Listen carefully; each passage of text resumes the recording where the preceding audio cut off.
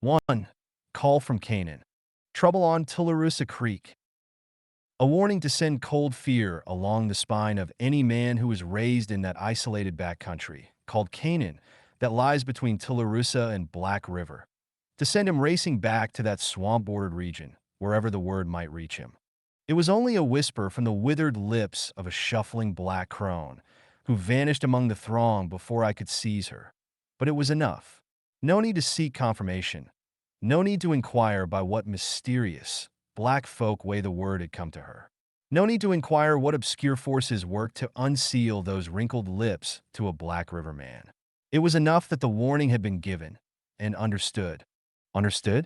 How could any Black River man fail to understand that warning? It could have but one meaning. Old hates seething again in the jungle deeps of the swamplands, dark shadows slipping through the cypress, and massacre stalking out of the black, mysterious village that broods on the moss-festooned shore of sullen Tularusa. Within an hour, New Orleans was falling further behind me with every turn of the churning wheel. To every man born in Canaan, there is always an invisible tie that draws him back whenever his homeland is imperiled by the murky shadow that has lurked in its jungled recesses for more than half a century. The fastest boats I could get seemed maddeningly slow for that race up the big river and up the smaller, more turbulent stream. I was burning with impatience when I stepped off on the Sharpsville landing, with the last 15 miles of my journey yet to make. It was past midnight, but I hurried to the livery stable where, by tradition half a century old, there is always a Buckner horse, day or night. As a sleepy black boy fastened the cinches, I turned to the owner of the stable, Joe Lafley, yawning and gaping in the light of the lantern he upheld. "There are rumors of trouble on Tularusa?" He paled in the lantern light. "I don't know. I've heard talk. But you people in Canaan are a shut-mouthed clan. No one outside knows what goes on in there." The night swallowed his lantern and his stammering voice as I headed west along the pike. The moon set red through the black pines. Owls hooted away off in the woods, and somewhere a hound howled his ancient wistfulness to the night. In the darkness that foreruns dawn, I crossed Niggerhead Creek, a streak of shining black fringed by walls of solid shadows.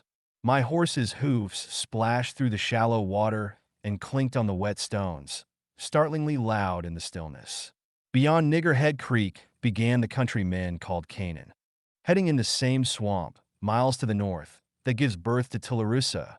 Niggerhead flows due south to join Black River a few miles west of Sharpsville, while the Tularusa runs westward to meet the same river at a higher point. The trend of Black River is from northwest to southeast, so these three streams form the great irregular triangle known as Canaan. In Canaan live the sons and daughters of the white frontiersmen who first settled the country, and the sons and daughters of their slaves. Joe Lafley was right. We were an isolated, shut-mouthed breed, self-sufficient, jealous of our seclusion and independence. Beyond Niggerhead the woods thickened, the road narrowed, winding through unfenced pinelands, broken by live oaks and cypresses. There was no sound except the soft clop-clop of hoofs in the thin dust, the creak of the saddle. Then someone laughed throatily in the shadows. I drew up and peered into the trees. The moon had set and dawn was not yet come, but a faint glow quivered among the trees, and by it I made out a dim figure under the moss-hung branches. My hand instinctively sought the butt of one of the dueling pistols I wore, and the action brought another low, musical laugh, mocking yet seductive. I glimpsed a brown face, a pair of scintillant eyes, white teeth displayed in an insolent smile. "Who the devil are you?" I demanded. "Why do you ride so late, Kirby Buckner?" Taunting laughter bubbled in the voice. The accent was foreign and unfamiliar. A faintly negroid twang was there, but it was rich and sensuous as the rounded body of its owner. In the lustrous pile of dusky hair, a great white blossom glimmered palely in the darkness. "What are you doing here?" I demanded. "You're a long way from any darky cabin, and you're a stranger to me." "I came to Canaan since you went away," she answered. "My cabin is on the Tularusa, but now I've lost my way, and my poor brother has hurt his leg and cannot walk." "Where is your brother?" I asked uneasily. Her perfect English was disquieting to me, accustomed as I was to the dialect of the black folk. Back in the woods there, far back, she indicated the black depths with a swaying motion of her supple body rather than a gesture of her hand, smiling audaciously as she did so. I knew there was no injured brother, and she knew I knew it and laughed at me. But a strange turmoil of conflicting emotions stirred in me. I had never before paid any attention to a black or brown woman. But this quadroon girl was different from any I had ever seen. Her features were regular as a white woman's, and her speech was not that of a common wench. Yet she was barbaric, in the open lure of her smile, in the gleam of her eyes, in the shameless posturing of her voluptuous body. Every gesture, every motion she made set her apart from the ordinary run of women. Her beauty was untamed and lawless, meant to madden rather than to soothe, to make a man blind and dizzy, to rouse in him all the unreined passions that are his heritage from his ape ancestors. I hardly remember dismounting and tying my horse. My blood pounded suffocatingly through the veins in my temples as I scowled down at her, suspicious yet fascinated. "How do you know my name? Who are you?" With a provocative laugh, she seized my hand and drew me deeper into the shadows. Fascinated by the lights gleaming in her dark eyes, I was hardly aware of her action. "Who does not know Kirby Buckner?" She laughed. "All the people of Canaan speak of you, white or black. Come, my poor brother longs to look upon you." And she laughed with malicious triumph. It was this brazen effrontery that brought me to my senses. Its cynical mockery broke the almost hypnotic spell in which I had fallen. I stopped short, throwing her hand aside, snarling, "What devil's game are you up to, wench?" Instantly, the smiling siren was changed to a blood-mad jungle cat. Her eyes flamed murderously. Her red lips writhed in a snarl as she leaped back, crying out shrilly. A rush of bare feet answered her call. The first faint light of dawn struck through the branches, revealing my assailants, three gaunt black giants. I saw the gleaming whites of their eyes, their bare, glistening teeth, the sheen of naked steel in their hands. My first bullet crashed through the head of the tallest man, knocking him dead in full stride. My second pistol snapped. The cap had somehow slipped from the nipple. I dashed it into a black face, and as the man fell, half stunned, I whipped out my Bowie knife and closed with the other. I parried his stab, and my counterstroke ripped across his belly muscles. He screamed like a swamp panther and made a wild grab for my knife wrist. But I struck him in the mouth with my clenched left fist and felt his lips split and his teeth crumble under the impact as he reeled backward, his knife waving wildly. Before he could regain his balance, I was after him, thrusting, and got home under his ribs. He groaned and slipped to the ground in a puddle of his own blood. I wheeled about, looking for the other. He was just rising, blood streaming down his face and neck. As I started for him, he sounded a panicky yell and plunged into the underbrush. The crashing of his blind flight came back to me, muffled with distance. The girl was gone, too.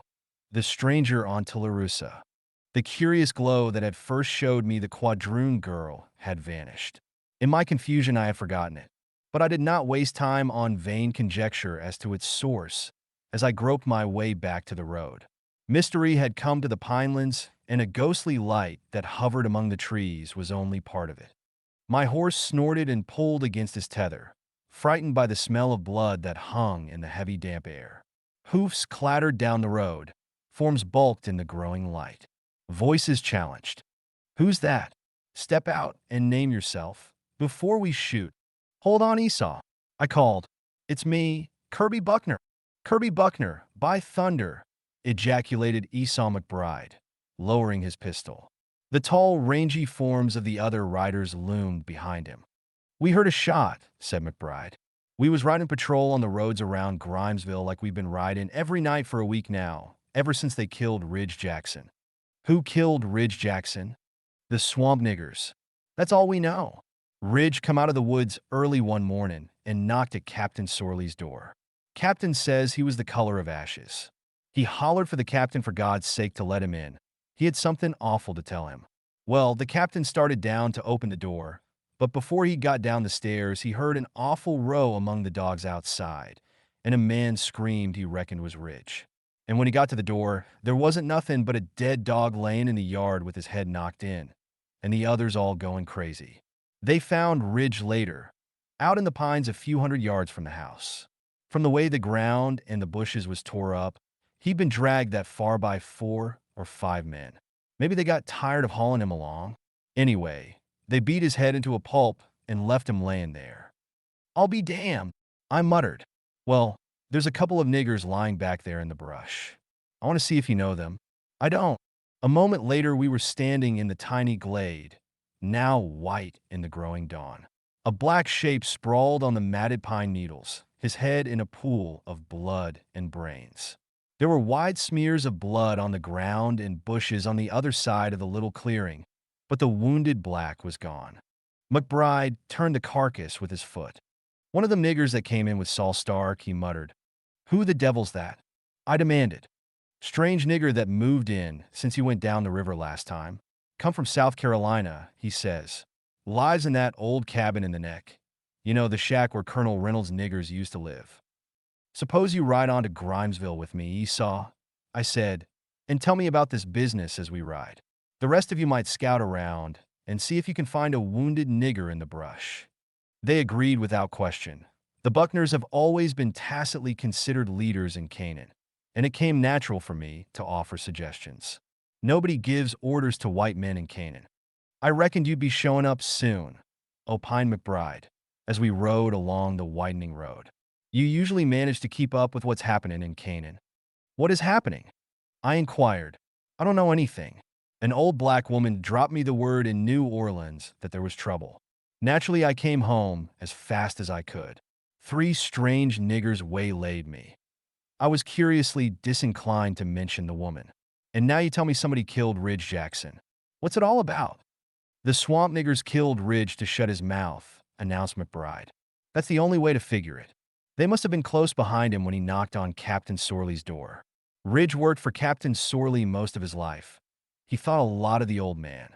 Some kind of deviltry's being brewed up in the swamps, and Ridge wanted to warn the captain.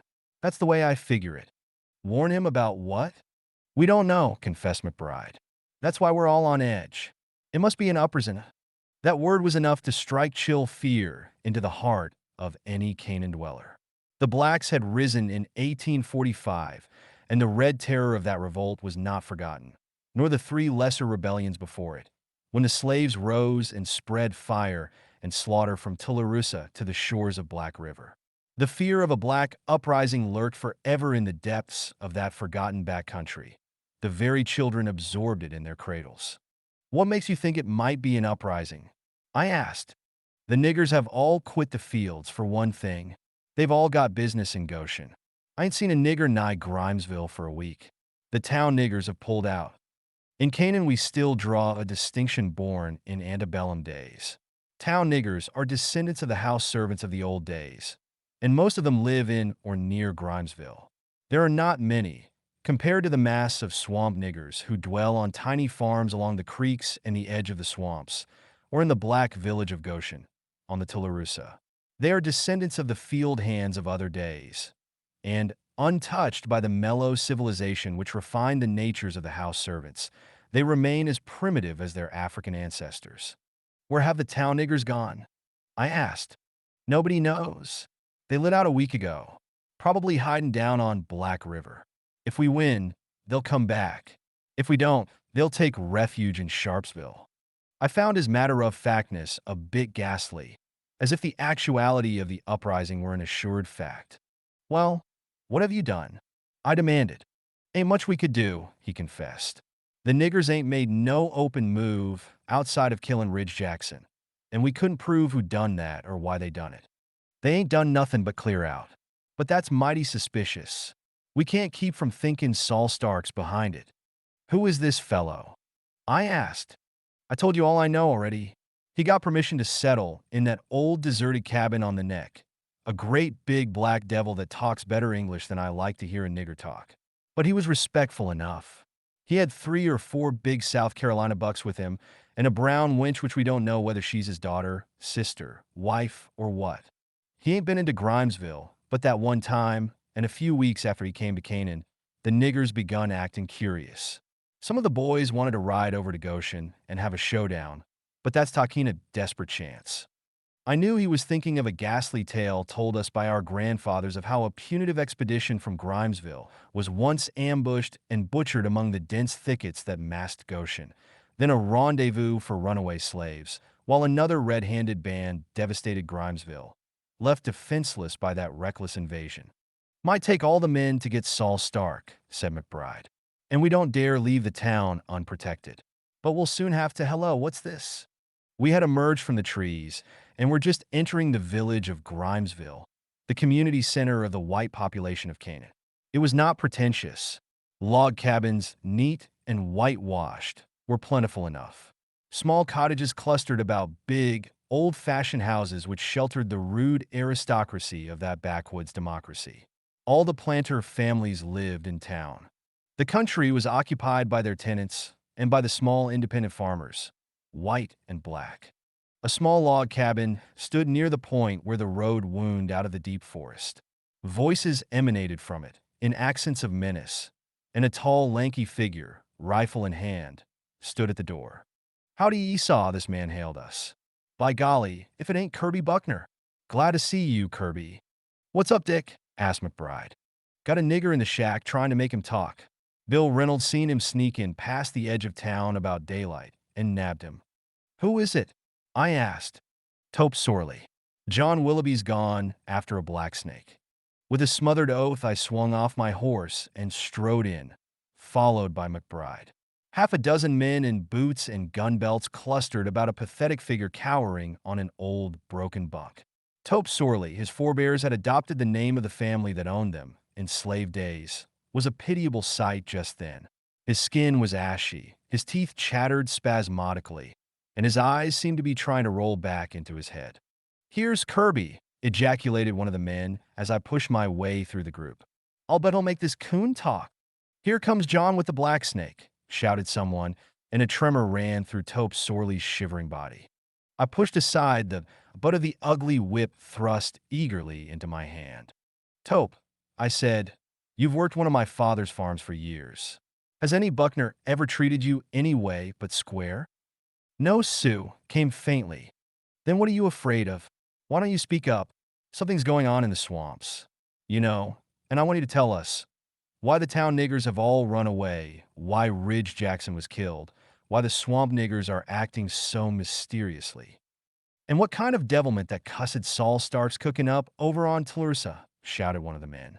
Tope seemed to shrink into himself at the mention of Stark. "I don't dast," he shuddered. "He put me into swamp." "Who?" I demanded. "Stark? Is Stark a conjure man?" Tope sank his head in his hands and did not answer. I laid my hand on his shoulder. "Tope," I said, "you know if you'll talk, we'll protect you. If you don't talk, I don't think Stark can treat you much rougher than these men are likely to. Now spill it. What's it all about?" He lifted desperate eyes. "You all got to let me stay here," he shuddered, "and guard me, and gimme money to get away on when the trouble's over." "We'll do all that," I agreed instantly.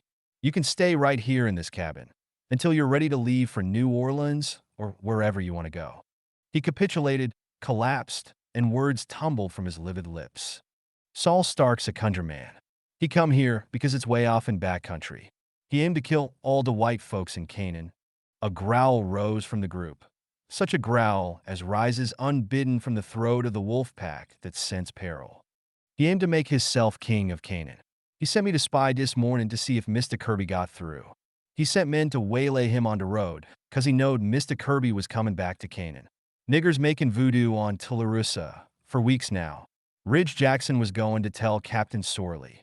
So Stark's niggers foller him and kill him. That makes Stark mad. He ain't want to kill Ridge. He want to put him into swamp with Tunk Bixby and the others." "What are you talking about?" I demanded. Far out in the woods rose a strange, shrill cry, like the cry of a bird. But no such bird ever called before in Canaan. Tope cried out as if in answer, and shriveled into himself. He sank down on the bunk in a veritable palsy of fear. "That was a signal," I snapped. "Some of you go out there." Half a dozen men hastened to follow my suggestion, and I returned to the task of making Tope renew his revelations. It was useless. Some hideous fear had sealed his lips. He lay shuddering like a stricken animal, and did not even seem to hear our questions. No one suggested the use of the black snake. Anyone could see the Negro was paralyzed with terror. Presently the searchers returned, empty-handed. They had seen no one, and the thick carpet of pine needles showed no footprints. The men looked at me expectantly. As Colonel Buckner's son, leadership was expected of me. "What about it, Kirby?" asked McBride. "Breckenridge and the others have just rode in. They couldn't find that nigger you cut up." "There was another nigger I hit with a pistol," I said. "Maybe he came back and helped him." Still, I could not bring myself to mention the brown girl. "Leave Tope alone.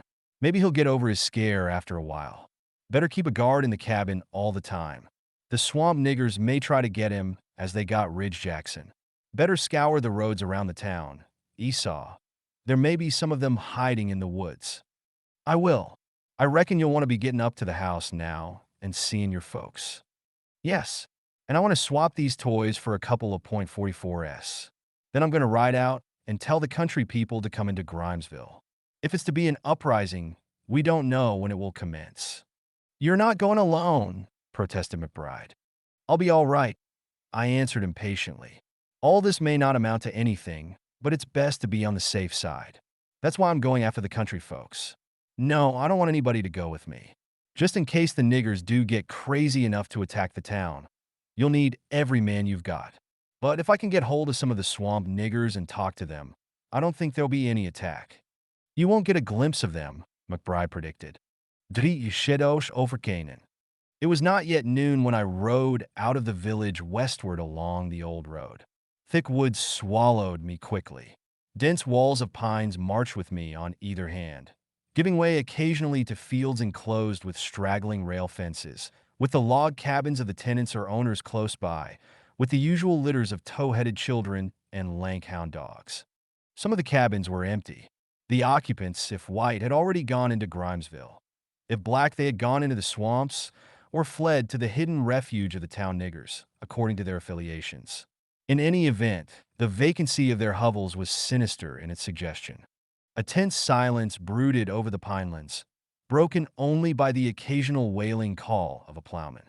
My progress was not swift, for from time to time, I turned off the main road to give warning to some lonely cabin huddled on the bank of one of the many thicket-fringed creeks. Most of these farms were south of the road. The white settlements did not extend far to the north, for in that direction lay Tularosa Creek with its jungle-grown marshes that stretched inlets southward like groping fingers. The actual warning was brief. There was no need to argue or explain. I called from the saddle. "Get into town. Trouble's brewing on Tularosa." Faces paled and people dropped whatever they were doing. The men to grab guns and jerk mules from the plow to hitch to the wagons. The women to bundle necessary belongings together and shrill the children in from their play. As I rode, I heard the cow horns blowing up and down the creeks, summoning men from distant fields, blowing as they had not blown for a generation. A warning and a defiance which I knew carried to such ears as might be listening in the edges of the swamplands. The country emptied itself behind me, flowing in thin but steady streams toward Grimesville. The sun was swinging low among the topmost branches of the pines when I reached the Richardson cabin, the westernmost white cabin in Canaan. Beyond it lay the neck, the angle formed by the junction of Tularosa with Black River, a jungle-like expanse occupied only by scattered Negro huts. Mrs. Richardson called to me anxiously from the cabin stoop. "Well, Mr. Kirby, I'm glad to see you back in Canaan. We've been hearing the horns all evening, Mr. Kirby." "What's it mean? It ain't?" "You and Joe better get the children and light out for Grimesville," I answered. "Nothing's happened yet, and may not, but it's best to be on the safe side. All the people are going." "We'll go right now," she gasped, paling, as she snatched off her apron. "Lord, Mr. Kirby, you reckon they'll cut us off before we can get to town?" I shook my head. "They'll strike at night, if at all. We're just playing safe. Probably nothing will come of it." "I bet you're wrong there," she predicted, scurrying about in desperate activity. "I've been hearing a drum beating off towards Saul Stark's cabin, off and on, for a week now. They beat drums back in the big upperson. My pappies told me about it many's the time. The nigger skinned his brother alive. The horns was blowing all up and down the creeks, and the drums was beating in louder and the horns could blow. You'll be riding back with us, won't you, Mr. Kirby? No, I'm going to scout down along the trail a piece. Don't go too far. You're liable to run into old Saul Stark and his devils. Lord, where is that man? Joe! Joe! As I rode down the trail, her shrill voice followed me, thin-edged with fear. Beyond the Richardson Farm pines gave way to live oaks. The underbrush grew ranker.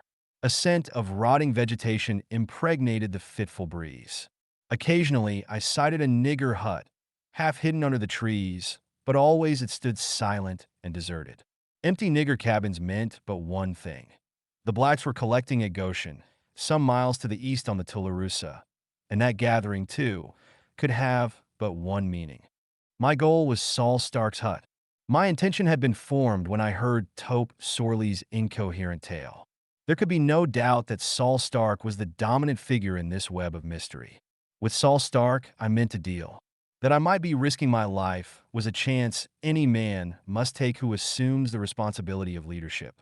The sun slanted through the lower branches of the cypresses when I reached it, a log cabin set against a background of gloomy, tropical jungle.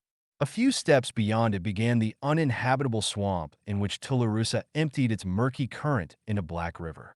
A reek of decay hung in the air. Gray moss bearded the trees, and poisonous vines twisted in rank tangles. I called, Stark, Saul Stark, come out here. There was no answer.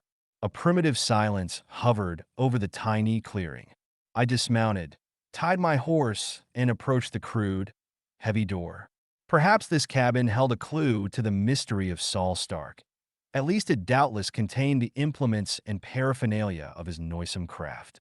The faint breeze dropped suddenly. The stillness became so intense it was like a physical impact. I paused, startled. It was as if some inner instinct had shouted urgent warning. As I stood there, every fiber of me quivered in response to that subconscious warning.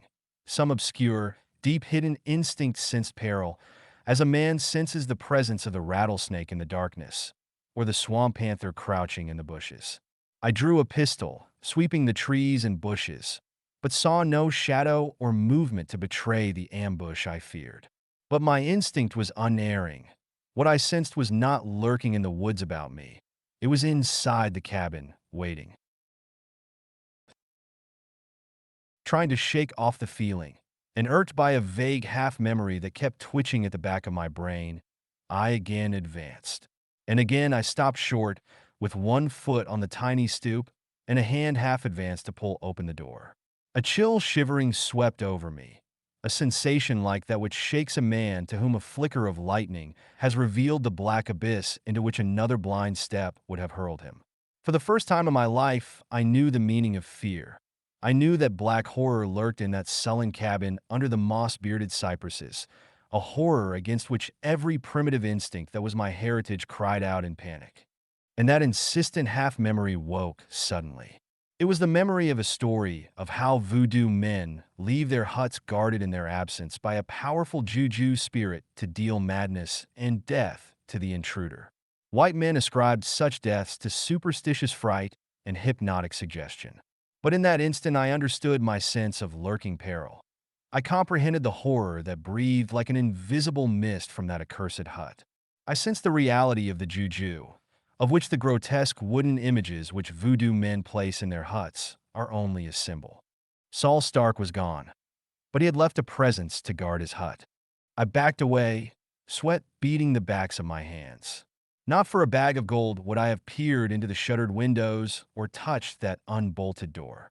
My pistol hung in my hand, useless I knew against the thing in that cabin.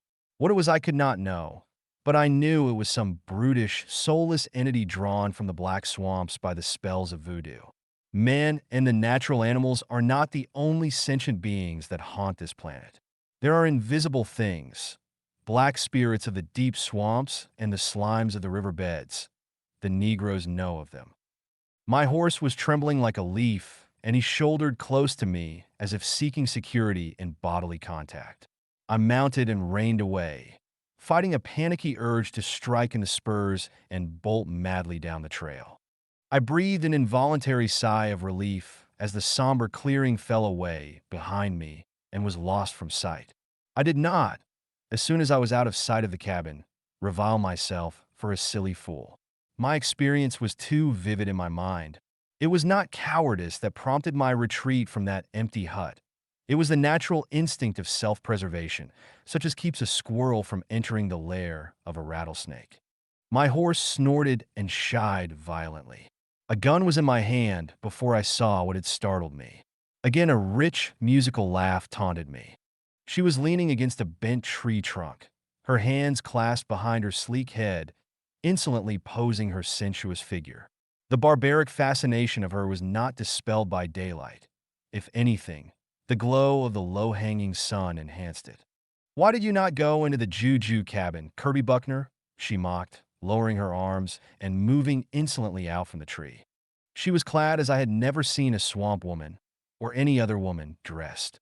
Snakeskin sandals were on her feet, sewn with tiny seashells that were never gathered on this continent.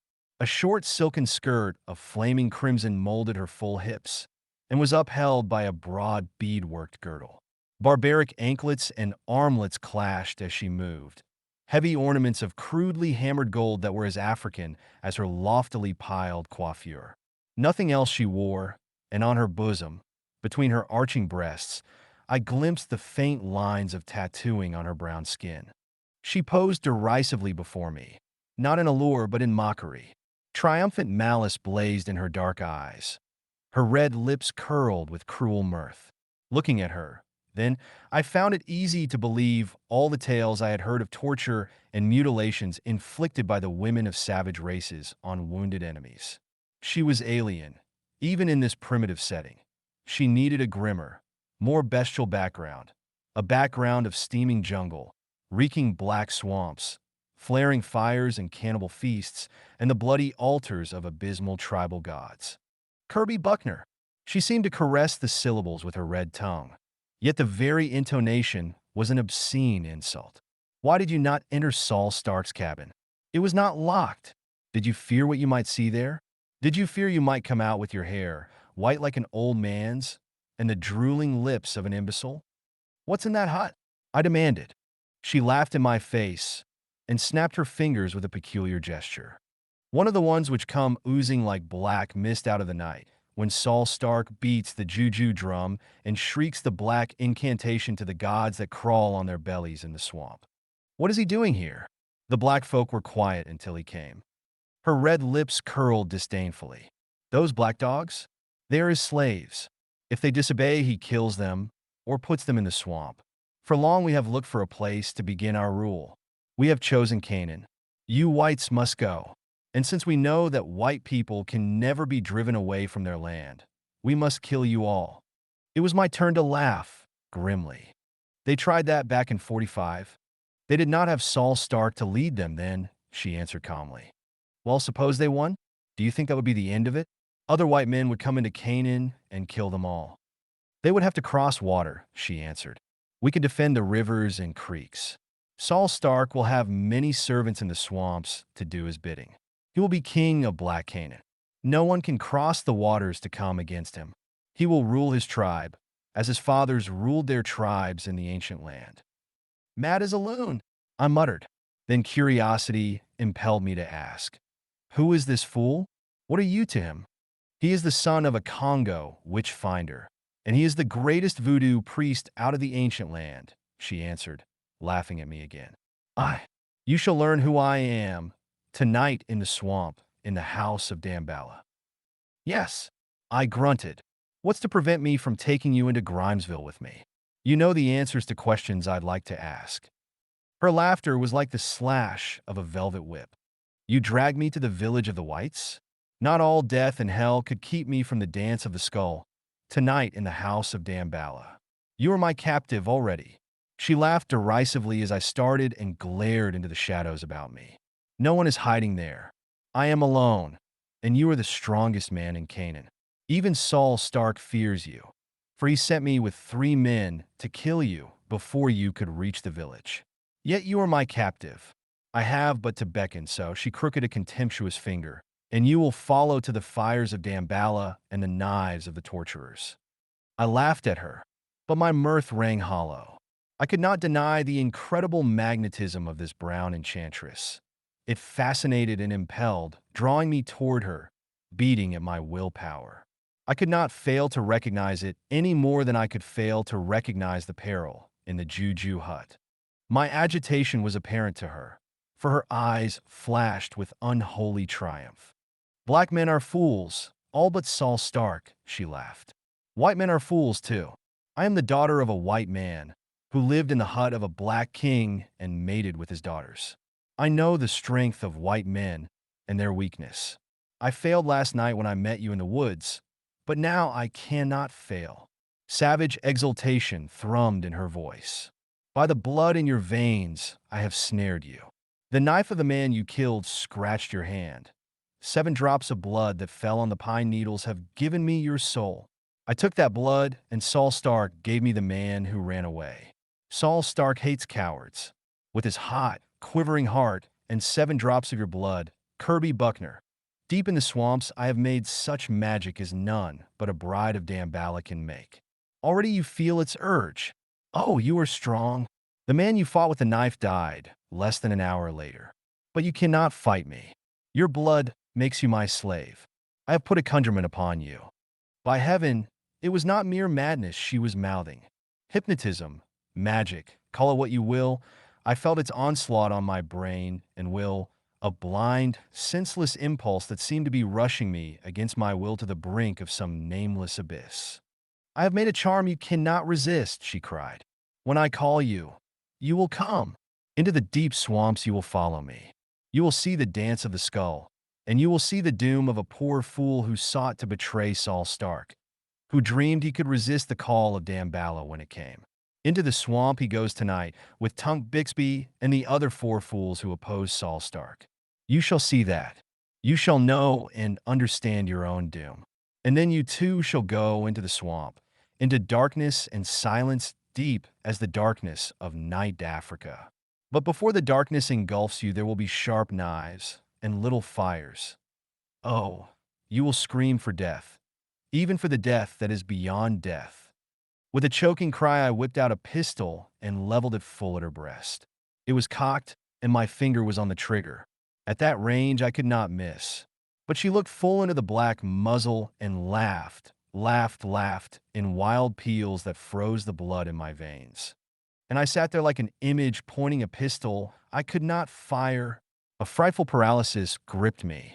I knew, with numbing certainty, that my life depended on the pull of that trigger, but I could not crook my finger, not though every muscle in my body quivered with the effort and sweat broke out on my face in clammy beads. She ceased laughing, then, and stood looking at me in a manner indescribably sinister. You cannot shoot me, Kirby Buckner, she said quietly. I have enslaved your soul. You cannot understand my power, but it has ensnared you. It is the lure of the bride of Damballa. The blood I have mixed with the mystic waters of Africa, drawing the blood in your veins. Tonight you will come to me, in the house of Damballa. You lie. My voice was an unnatural croak bursting from dry lips. You've hypnotized me, you she-devil, so I can't pull this trigger. But you can't drag me across the swamps to you. It is you who lie, she returned calmly. You know you lie. Ride back toward Grimesville, or wherever you will, Kirby Buckner. But when the sun sets and the black shadows crawl out of the swamps, you will see me beckoning you, and you will follow me. Long I have planned your doom, Kirby Buckner, since first I heard the white men of Canaan talking of you. It was I who sent the word down the river that brought you back to Canaan. Not even Saul Stark knows of my plans for you. At dawn, Grimesville shall go up in flames, and the heads of the white men will be tossed in the blood-running streets. But tonight is the night of Damballa, and a white sacrifice shall be given to the black gods. Hidden among the trees you shall watch the dance of the skull, and then I shall call you forth to die. And now go, fool, run as far and as fast as you will. At sunset, wherever you are, you will turn your footsteps toward the house of Damballa. And with the spring of a panther, she was gone into the thick brush. And as she vanished, the strange paralysis dropped from me. With a gasped oath, I fired blindly after her. But only a mocking laugh floated back to me. Then in a panic, I wrenched my horse about and spurred him down the trail. Reason and logic had momentarily vanished from my brain, leaving me in the grasp of blind, primitive fear. I had confronted sorcery beyond my power to resist. I had felt my will mastered by the mesmerism in a brown woman's eyes. And now one driving urge overwhelmed me. A wild desire to cover as much distance as I could before that low-hanging sun dipped below the horizon and the black shadows came crawling from the swamps. And yet I knew I could not outrun the grisly specter that menaced me. I was like a man fleeing in a nightmare, trying to escape from a monstrous phantom which kept pace with me despite my desperate speed. I had not reached the Richardson cabin when above the drumming of my flight, I heard the clop of hoofs ahead of me. And an instant later, sweeping around a kink in the trail, I almost rode down a tall, lanky man on an equally gaunt horse. He yelped and dodged back as I jerked my horse to its haunches, my pistol presented at his breast. "Look out, Kirby! It's me, Jim Braxton. My God, you look like you'd seen a ghost. What's chasing you? Where are you going?" I demanded, lowering my gun. "Looking for you. Folks got worried as it got late, and you didn't come in with the refugees. I load-eyed light out and looked for you. Ms. Richardson said you rode into the neck. Where in tarnation you been?" "To Saul Stark's cabin. You talking a big chance. What did you find there?" The sight of another white man had somewhat steadied my nerves. I opened my mouth to narrate my adventure and was shocked to hear myself saying, instead, "Nothing. He wasn't there. Thought I heard a gun crack a while ago," he remarked, glancing sharply at me sidewise. "I shot a copperhead," I answered and shuddered. This reticence regarding the brown woman was compulsory. I could no more speak of her than I could pull the trigger of the pistol aimed at her. And I cannot describe the horror that beset me when I realized this. The conjure spells the black men feared were not lies. I realized sickly. Demons in human form did exist who were able to enslave men's will and thoughts. Braxton was eyeing me strangely. "We're lucky the woods ain't full of black copperheads," he said. Tope Sorley's pulled out. "What do you mean?" By an effort, I pulled myself together. "Just that. Tom Breckenridge was in the cabin with him. Tope hadn't said a word since you talked to him. Just laid on that bunk and shivered." Then a kind of holler begun way out in the woods, and Tom went to the door with his rifle gun, but couldn't see nothing. Well, while he was standing there, he got a lick on the head from behind, and as he fell, he seen that crazy nigger Tope jump over him and light out for the woods. Tommy taking a shot at him, but missed. Now what you make of that? The call of Damballa. I muttered, a chill perspiration beating my body. "God, the poor devil." "Huh? What's that?" "For God's sake, let's not stand here mouthing. The sun will soon be down." In a frenzy of impatience, I kicked my mount down the trail. Braxton followed me, obviously puzzled. With a terrific effort, I got a grip on myself.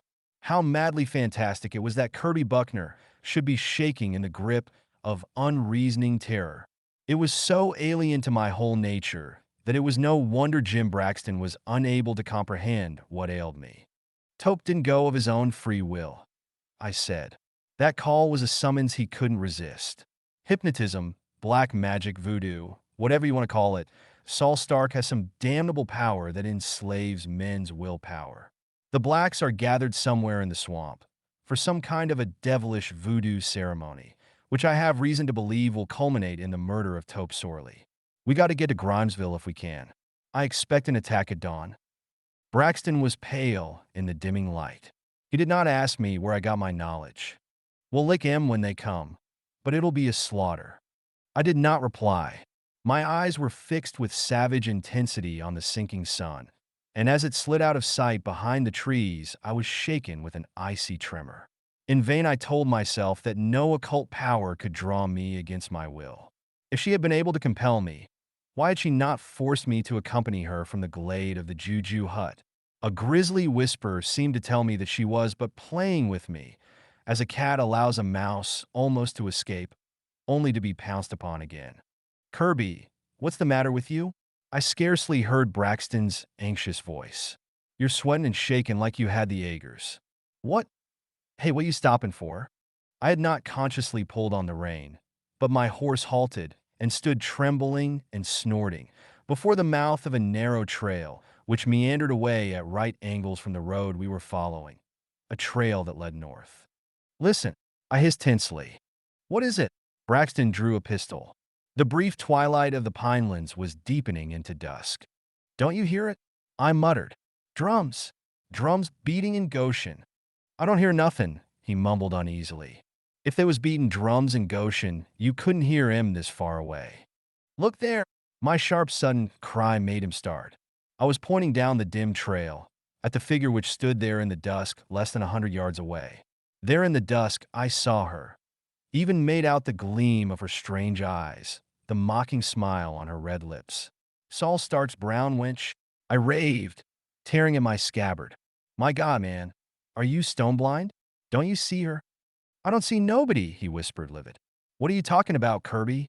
With eyes glaring, I fired down the trail, and fired again and yet again. This time no paralysis gripped my arm, but the smiling face still mocked me from the shadows. A slender, rounded arm lifted, a finger beckoned imperiously. And then she was gone, and I was spurring my horse down the narrow trail, blind, deaf, and dumb, with a sensation as of being caught in a black tide that was carrying me with it as it rushed on to a destination beyond my comprehension.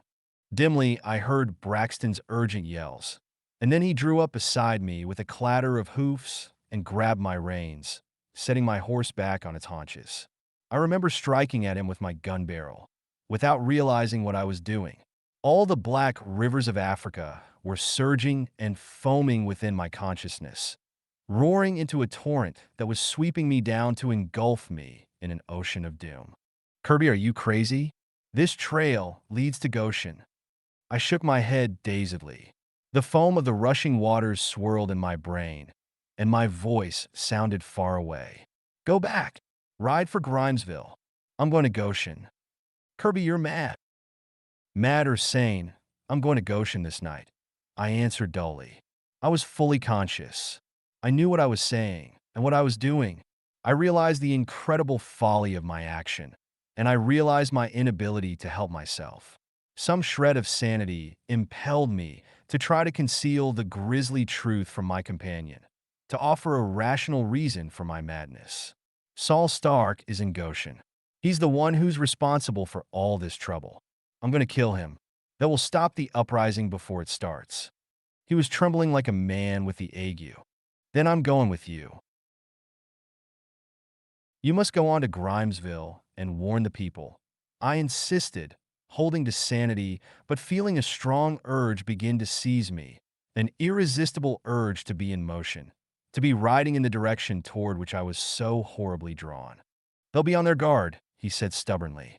They won't need my warning. I'm going with you. I don't know what's got in you, but I ain't going to let you die alone among these black woods. I did not argue. I could not. The blind rivers were sweeping me on, and down the trail. Dim in the dusk, I glimpsed a supple figure, caught the gleam of uncanny eyes, the crook of a lifted finger.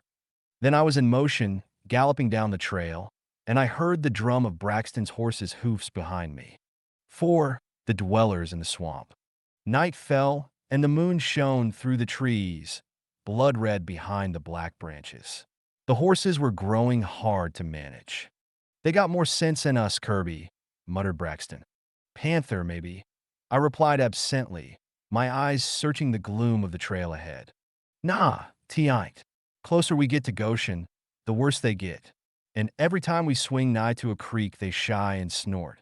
The trail had not yet crossed any of the narrow, muddy creeks that crisscrossed that end of Canaan, but several times it had swung so close to one of them that we glimpsed the black streak that was water glinting dully in the shadows of the thick growth. And each time, I remembered the horses showed signs of fear. But I had hardly noticed, wrestling as I was with the grisly compulsion that was driving me. Remember, I was not like a man in a hypnotic trance. I was fully awake, fully conscious. Even the days in which I had seemed to hear the roar of black rivers had passed, leaving my mind clear, my thoughts lucid. And that was the sweating hell of it. To realize my folly clearly and poignantly, but to be unable to conquer it. Vividly, I realized that I was riding to torture and death, and leading a faithful friend to the same end. But on I went. My efforts to break the spell that gripped me almost unseated my reason. But on I went. I cannot explain my compulsion, any more than I can explain why a sliver of steel is drawn to a magnet. It was a black power beyond the ring of white man's knowledge, a basic elemental thing of which formal hypnotism is but scanty crumbs, spilled at random. A power beyond my control was drawing me to Goshen, and beyond, more I cannot explain, any more than the rabbit could explain why the eyes of the swaying serpent draw him into its gaping jaws. We were not far from Goshen when Braxton's horse unseated its rider, and my own began snorting and plunging. "They won't go no closer," gasped Braxton, fighting at the reins. I swung off, threw the reins over the saddle horn. "Go back, for God's sake, Jim. I'm going on afoot." I heard him whimper an oath. Then his horse was galloping after mine, and he was following me on foot. The thought that he must share my doom sickened me, but I could not dissuade him. And ahead of me a supple form was dancing in the shadows, luring me on and on. I wasted no more bullets on that mocking shape. Braxton could not see it, and I knew it was part of my enchantment. No real woman of flesh and blood, but a hell-born will-o'-the-wisp, mocking me and leading me through the night to a hideous death. Ascending, the people of the Orient, who are wiser than we, call such a thing. Braxton peered nervously at the black forest walls about us, and I knew his flesh was crawling with the fear of sawed-off shotguns blasting us suddenly from the shadows. But it was no ambush of lead or steel I feared as we emerged into the moonlit clearing that housed the cabins of Goshen. The double line of log cabins faced each other across the dusty street. One line backed against the bank of Tularusa Creek. The back stoops almost overhung the black waters. Nothing moved in the moonlight. No light showed, no smoke oozed up from the stick-and-mud chimneys. It might have been a dead town, deserted and forgotten. "It's a trap," hissed Braxton, his eyes blazing slits. He bent forward like a skulking panther, a gun in each hand. "They're laying for us in them huts." Then he cursed, but followed me as I strode down the street. I did not hail the silent huts. I knew Goshen was deserted. I felt its emptiness, yet there was a contradictory sensation as of spying eyes fixed upon us. I did not try to reconcile these opposite convictions. "They're gone," muttered Braxton nervously. "I can't smell 'em. I can always smell niggers if there are a lot of 'em or if they're right close." "You reckon they've already gone to raid Grimesville?" "No," I muttered. "They're in the house of Damballa." He shot a quick glance at me. "That's a neck of land in the Tularusa about 3 miles west of here. My grandpap used to talk about it. The niggers held their heathen palavers there back in slave times." "You ain't, Kirby, you." "Listen." I wiped the icy sweat from my face. "Listen." Through the black woodlands, the faint throb of a drum whispered on the wind that glided up the shadowy reaches of the Tularusa. Braxton shivered. "It's them all right. But for God's sake, Kirby, look out." With an oath, he sprang toward the houses on the bank of the creek. I was after him, just in time to glimpse a dark, clumsy object scrambling or tumbling down the sloping bank into the water. Braxton threw up his long pistol, then lowered it with a baffled curse. A faint splash marked the disappearance of the creature. The shiny black surface crinkled with spreading ripples. "What was it?" I demanded. "A nigger on his all fours," swore Braxton. His face was strangely pallid in the moonlight. He was crouched between them cabins there, watching us. It must have been an alligator. What a mystery is the human mind. I was arguing for sanity and logic. I, the blind victim of a compulsion beyond sanity and logic. A nigger would have to come up for air. He swum under the water and come up in the shadow of the bresh where we couldn't see him, maintained Braxton. Now he'll go, warned Saul Stark. Never mind. The pulse was thrumming in my temples again, the roar of foaming waters rising irresistibly in my brain. I'm going straight through the swamp. For the last time, go back. No, sane or mad, I'm going with you. The pulse of the drum was fitful, growing more distinct as we advanced. We struggled through jungle-thick growth. Tangled vines tripped us. Our boots sank in scummy mire. We were entering the fringe of the swamp, which grew deeper and denser until it culminated in the uninhabitable morass, where the Tularusa flowed in a black river, miles farther to the west. The moon had not yet set, but the shadows were black under the interlacing branches with their mossy beards. We plunged into the first creek we must cross, one of the many muddy streams flowing into the Tularusa. The water was only thigh-deep, the moss-clogged bottom fairly firm. My foot felt the edge of a sheer drop, and I warned Braxton, "Look out for a deep hole. Keep right behind me." His answer was unintelligible. He was breathing heavily, crowding close behind me. Just as I reached the sloping bank and pulled myself up by the slimy, projecting roots, the water was violently agitated behind me. Braxton cried out incoherently and hurled himself up the bank, almost upsetting me. I wheeled, gun in hand, but saw only the black water seething and whirling after his thrashing rushed through it. "What the devil, Jim?" "Something grabbed me," he panted. "Something out of the deep hole." I tore loose and busted up the bank. "I tell you, Kirby, something's following us. Something that swims under the water. Maybe it was that nigger you saw. These swamp people swim like fish. Maybe he swam up under the water to try to drown you." He shook his head, staring at the black water, gun in hand. It smelt like a nigger, and the little I saw of it looked like a nigger, but it didn't feel like any kind of a human. "Well, it was an alligator then," I muttered absently as I turned away. As always when I halted, even for a moment, the roar of peremptory and imperious rivers shook the foundations of my reason. He splashed after me without comment. Scummy puddles rose about our ankles, and we stumbled over moss-grown cypress knees. Ahead of us there loomed another, wider creek, and Braxton caught my arm. "Don't do it, Kirby," he gasped. "If we go into that water, it'll get us sure." "What?" "I don't know. Whatever it was that flopped down that bank back there in Goshen. The same thing that grabbed me in that creek back yonder. Kirby, let's go back." "Go back?" I laughed in bitter agony. "I wish to God I could. I've got to go on. Either Saul Stark, or I must die before dawn."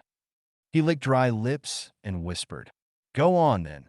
I'm with you, come heaven or hell." He thrust his pistol back into its scabbard and drew a long, keen knife from his boot. "Go ahead." I climbed down the sloping bank and splashed into the water that rose to my hips. The cypress branches bent a gloomy, moss-trailing arch over the creek.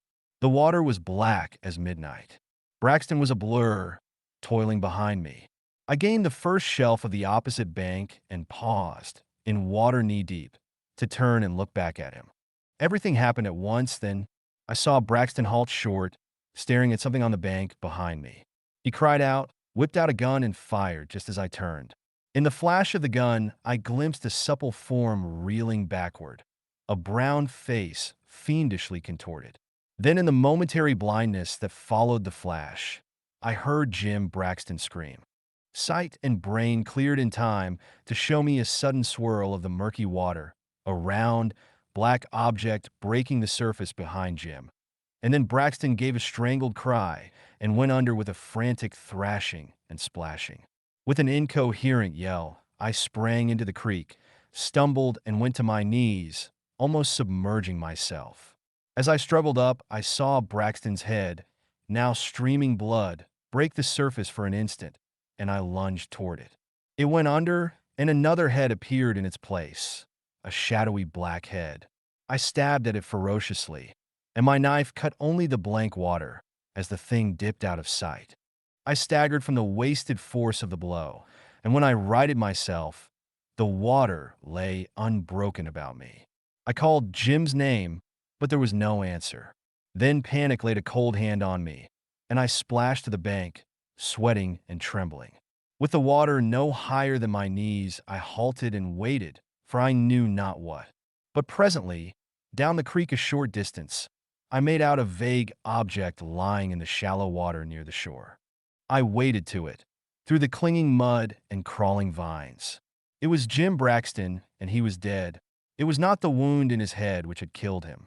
Probably he had struck a submerged rock when he was dragged under. But the marks of strangling fingers showed black on his throat. At the sight, a nameless horror oozed out of that black swamp water and coiled itself clammily about my soul. For no human fingers ever left such marks as those. I had seen a head rise in the water, a head that looked like that of a Negro, though the features had been indistinct in the darkness. But no man, white or black, ever possessed the fingers that had crushed the life out of Jim Braxton. The distant drum grunted as if in mockery. I dragged the body up on the bank and left it. I could not linger longer, for the madness was foaming in my brain again, driving me with white-hot spurs. But as I climbed the bank, I found blood on the bushes and was shaken by the implication. I remembered the figure I had seen staggering in the flash of Braxton's gun. She had been there, waiting for me on the bank. Then, not a spectral illusion, but the woman herself, in flesh and blood. Braxton had fired at her and wounded her. But the wound could not have been mortal, for no corpse lay among the bushes, and the grim hypnosis that dragged me onward was unweakened. Dizzily, I wondered if she could be killed by mortal weapons. The moon had set. The starlight scarcely penetrated the interwoven branches. No more creeks barred my way, only shallow streams, through which I splashed with sweating haste. Yet I did not expect to be attacked. Twice the dweller in the depths had passed me by to attack my companion. In icy despair, I knew I was being saved for a grimmer fate. Each stream I crossed might be hiding the monster that killed Jim Braxton.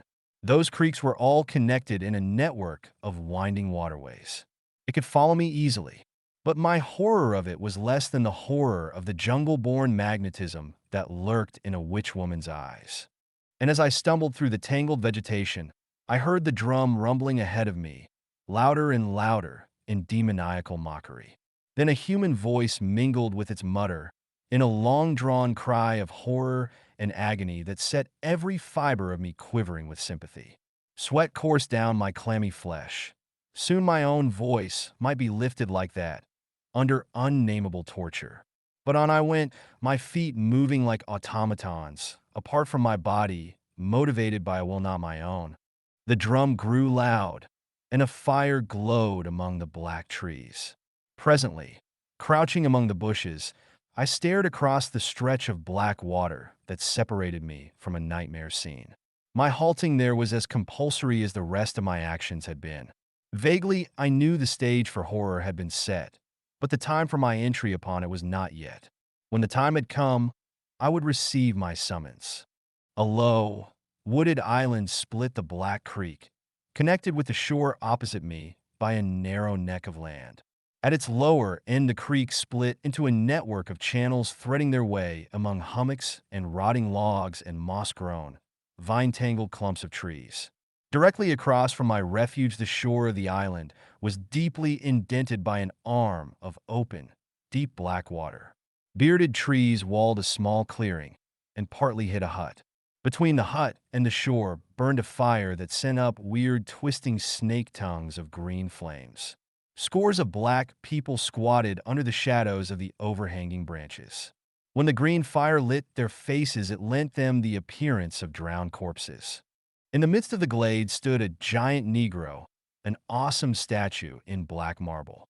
He was clad in ragged trousers, but on his head was a band of beaten gold set with a huge red jewel, and on his feet were barbaric sandals. His features reflected titanic vitality no less than his huge body. But he was all Negro, flaring nostrils, thick lips, ebony skin. I knew I looked upon Saul Stark, the Conjure Man. He was regarding something that lay in the sand before him, something dark and bulky that moaned feebly.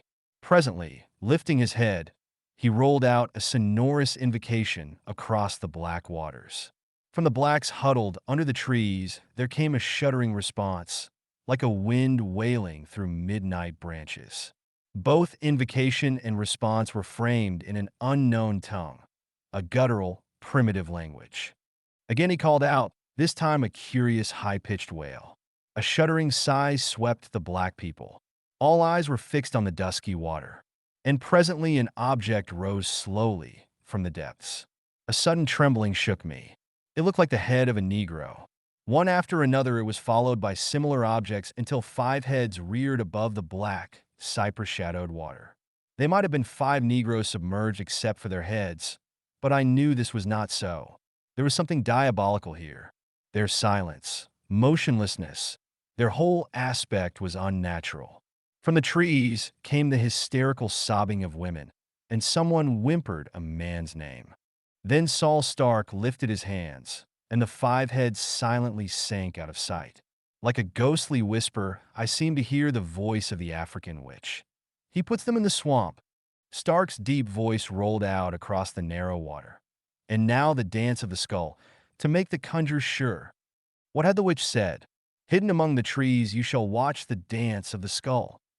The drum struck up again, growling and rumbling. The blacks swayed on their haunches, lifting a wordless chant. Saul Stark paced measuredly about the figure on the sand, his arms weaving cryptic patterns. Then he wheeled and faced toward the other end of the glade. By some sleight of hand he now grasped a grinning human skull, and this he cast upon the wet sand beyond the body. "Bride of Damballa," he thundered, "the sacrifice awaits." There was an expectant pause. The chanting sank. All eyes were glued on the farther end of the glade. Stark stood waiting, and I saw him scowl as if puzzled. Then as he opened his mouth to repeat the call, a barbaric figure moved out of the shadows. At the sight of her a chill, shuddering shook me. For a moment she stood motionless, the firelight glinting on her gold ornaments, her head hanging on her breast. A tense silence reigned, and I saw Saul Stark staring at her sharply. She seemed to be detached, somehow, standing aloof and withdrawn, head bent strangely. Then, as if rousing herself, she began to sway with a jerky rhythm, and presently whirled into the mazes of a dance that was ancient when the ocean drowned the black kings of Atlantis. I cannot describe it. It was bestiality and diabolism set to motion, framed in a writhing, spinning whirl of posturing and gesturing that would have appalled a dancer of the pharaohs. And that cursed skull danced with her. Rattling and clashing on the sand, it bounded and spun like a live thing in time with her leaps and prancings. And that cursed skull danced with her, rattling and clashing on the sand. But there was something amiss. I sensed it. Her arms hung limp, her drooping head swayed. Her legs bent and faltered, making her lurch drunkenly and out of time. A murmur rose from the people, and bewilderment etched Saul Stark's black countenance. For the domination of a conjure man is a thing hinged on a hair trigger. Any trifling dislocation of formula or ritual may disrupt the whole web of his enchantment. As for me, I felt the perspiration freeze on my flesh as I watched the grisly dance. The unseen shackles that bound me to that gyrating she-devil were strangling, crushing me. I knew she was approaching a climax, when she would summon me from my hiding place, to wade through the black waters to the house of Damballa, to my doom. Now she whirled to a floating stop, and when she halted, poised on her toes, she faced toward the spot where I lay hidden, and I knew that she could see me as plainly as if I stood in the open. Knew, too, somehow, that only she knew of my presence. I felt myself toppling on the edge of the abyss. She raised her head, and I saw the flame of her eyes, even at that distance. Her face was lit with awful triumph. Slowly she raised her hand, and I felt my limbs begin to jerk in response to that terrible magnetism. She opened her mouth. But from that open mouth sounded only a choking gurgle, and suddenly her lips were dyed crimson. And suddenly, without warning, her knees gave way and she pitched headlong into the sands. And as she fell, so I too fell, sinking into the mire. Something burst in my brain with a shower of flame. And then I was crouching among the trees, weak and trembling, but with such a sense of freedom and lightness of limb as I never dreamed a man could experience. The black spell that gripped me was broken. The foul incubus lifted from my soul. It was as if light had burst upon a night blacker than African midnight. At the fall of the girl, a wild cry arose from the blacks, and they sprang up, trembling on the verge of panic. I saw their rolling white eyeballs, their bared teeth glistening in the firelight. Saul Stark had worked their primitive natures up to a pitch of madness, meaning to turn this frenzy, at the proper time, into a fury of battle. It could as easily turn into an hysteria of terror. Stark shouted sharply at them. But just then the girl, in a last convulsion, rolled over on the wet sand, and the firelight shone on a round hole between her breasts, which still oozed crimson. Jim Braxton's bullet had found its mark. From the first I had felt that she was not wholly human. Some black jungle spirit sired her, lending her the abysmal, subhuman vitality that made her what she was.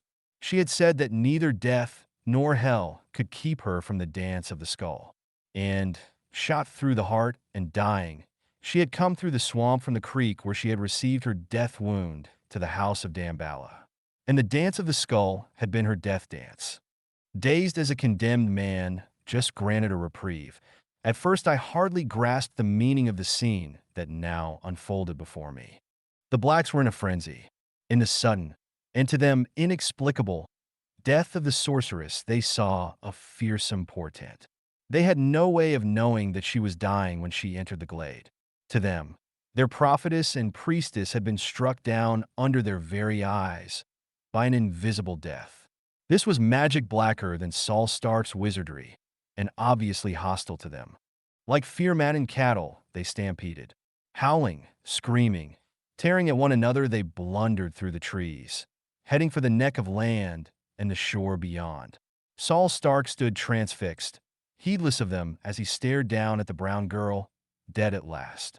And suddenly I came to myself, and with my awakened manhood came cold fury and the lust to kill. I drew a gun, and aiming in the uncertain firelight, pulled the trigger. Only a click answered me.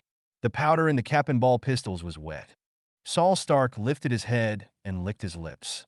The sounds of flight faded in the distance, and he stood alone in the glade. His eyes rolled whitely toward the black woods around him. He bent, grasped the man-like object that lay on the sand, and dragged it into the hut. The instant he vanished, I started toward the island, wading through the narrow channels at the lower end. I had almost reached the shore when a mass of driftwood gave way with me, and I slid into a deep hole. Instantly the water swirled about me, and a head rose beside me. A dim face was close to mine, the face of a Negro, the face of Tunk Bixby. But now it was inhuman, as expressionless and soulless as that of a catfish, the face of a being no longer human, and no longer mindful of its human origin. Slimy, misshapen fingers gripped my throat, and I drove my knife into that sagging mouth. The features vanished in a wave of blood.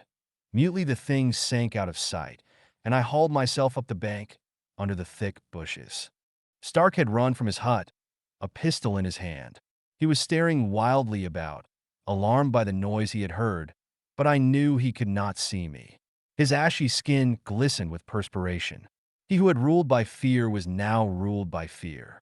He feared the unknown hand that had slain his mistress, feared the Negroes who had fled from him, feared the abysmal swamp which had sheltered him, and the monstrosities he had created. He lifted a weird call that quavered with panic. He called again as only 4 heads broke the water, but he called in vain.